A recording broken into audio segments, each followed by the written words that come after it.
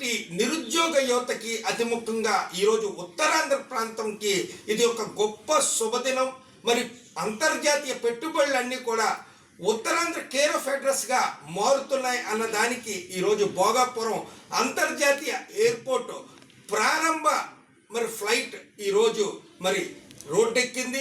దీంతో ఉత్తరాంధ్ర ప్రజలుగా నిరుద్యోగ యువతగా మాకందరికీ చాలా ఆనందంగా ఉంది. గతంలో పరిశ్రమలు రావాలంటే అంతర్జాతీయ పెట్టుబడులు కావాలి అన్నటువంటి అంశం ఈరోజు పూర్తిగా తెర మీదకి వచ్చింది. ఒక కాన్ఫిడెన్స్ వచ్చింది. ఒక ఎయిర్ కనెక్టివిటీ అనేది ఉత్తరాంధ్ర ప్రాంతంలో ఉన్నటువంటి భోగాపురం అంతర్జాతీయ ఎయిర్పోర్ట్ రావడంతో మరింత సులభంగా పెట్టుబడులు ఈ యొక్క రాష్ట్రానికి వస్తాయన్నటువంటి నమ్మకం మాకైతే కుదిరింది.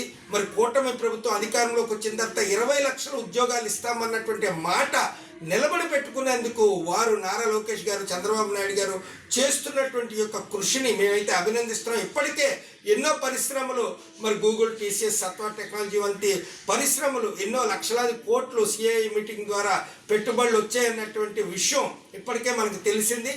ఈ యొక్క ఎయిర్ కనెక్టివిటీ భోగాపురం అంతర్జాతీయ ఎయిర్పోర్ట్ రావడంతో ఉత్తరాంధ్ర పరిసర ప్రాంతంలో విజయనగరం, శ్రీకాకుళం, విశాఖపట్నం, పార్వతీపురం, మన్యం జిల్లాలలో ఉన్నటువంటి భూమి ధరలు పెరుగుతాయి. అదేవిధంగా ఇక్కడ ఉన్నటువంటి సామాన్య ప్రజలకి ఉద్యోగ ఉపాధి ఈ యొక్క ఎయిర్పోర్ట్లో కానీ రాబోతున్నటువంటి పరిశ్రమల్లో కానీ తప్పకుండా ప్రాధాన్యత ఉంటుందని చెప్పి ఒక గొప్ప నమ్మకం ఈరోజు మాకు కలుగుతుంది.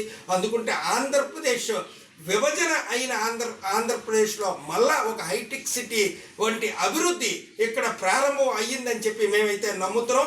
అంతర్జాతీయ విమానాశ్రయం భోగాపురంలోని ప్రారంభం అయ్యి తొలి ఫ్లైట్ ఈరోజు లాంచ్ చేసినందుకు ఈ యొక్క కూటమి ప్రభుత్వ పెద్దలందరికీ ధన్యవాదాలు తెలియజేసుకుంటూ ఆంధ్రప్రదేశ్ రాష్ట్ర నిరుద్యోగ జేఏసీ అధ్యక్షుడిగా నిరుద్యోగులందరి తరపున కూటమి పెద్దలందరికీ కూడా హర్షం వ్యక్తం చేస్తాం. Thank you. చరిత్ర సృష్టించినోడు ఇప్పుడు ఆ చరిత్రని తిరగరాయబోతున్నాడు.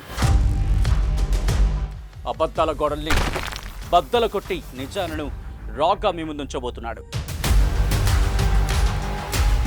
నిజమైన వార్తల కోసం వెంటనే డౌన్లోడ్ చేసుకోండి రా యాప్ని.